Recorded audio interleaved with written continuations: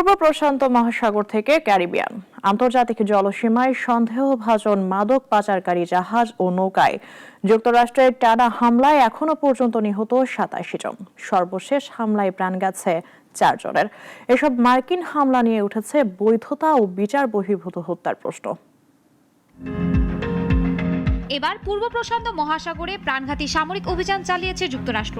আন্তর্জাতিক জলসীমায় মাদক বহনের অভিযোগে সন্দেহভাজন একটি জাহাজে আকাশ থেকে হামলা করেছে দেশটি। যুক্তরাষ্ট্রের সাউদার্ন কমান্ড জানিয়েছে, সন্ত্রাসী গোষ্ঠীর নিয়ন্ত্রণাধীন বলে ধারণা করা সেই জাহাজটি মাদক চোরাচালানের পরিচিত রুট ধরে চলছিল। গোয়েন্দা তথ্য নিশ্চিত হওয়ার পরই অভিযান চালানো হয়।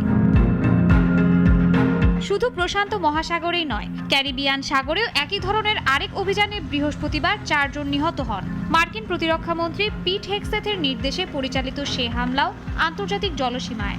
যুক্তরাষ্ট্রের দাবি নৌকাটি সশস্ত্র গোষ্ঠীর ছিল এবং এতে বহন করা হচ্ছিল বিপুল পরিমাণ মাদক। কিন্তু এখানেই শুরু বিতর্ক।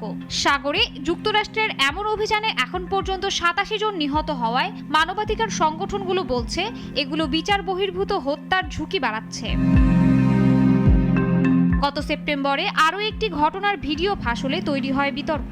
প্রথম হামলা থেকে ২ জন জীবিত বেঁচে গিয়েছিল, পরে দ্বিতীয় দফায় গুলি চালিয়ে তাদেরও হত্যা করা হয়। এতে কড়া সমালোচনার মুখে পড়েন প্রেসিডেন্ট ডোনাল্ড ট্রাম্প ও প্রতিরক্ষামন্ত্রী হেগসেথ।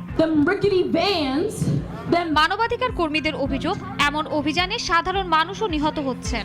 যেমন কলম্বিয়ার জেলে আলেজান্দ্রো কারাঞ্জার পরিবার অভিযোগ করেছে তিনি ভুলবশত মার্কিন হামলার শিকার হয়েছেন। একই সময়ে ভেনেজুয়েলার উপকূলে যুক্তরাষ্ট্রের সামরিক উপস্থিতি বাড়ানোয় দেশটির প্রেসিডেন্ট নিকোলাস মাদুরোর দাবি, সব হামলা তার সরকারকে অস্থিতিশীল করার কৌশল। ট্রাম্প প্রশাসনের মতে এসব অভিযান সন্ত্রাস দমন এবং আন্তর্জাতিক মাদক চোরাচালান রোধের অংশ। কিন্তু কংগ্রেস এখনো পর্যন্ত এমন কোনো যুদ্ধ পরিচালনার অনুমোদন দেয়নি। তাই বাড়ছে প্রশ্ন, আন্তর্জাতিক জলসীমায় যুক্তরাষ্ট্রের এসব প্রাণঘাতী তৎপরতা আদৌ বৈধ কিনা। শাশ্বতী সরকার, নাগরিক।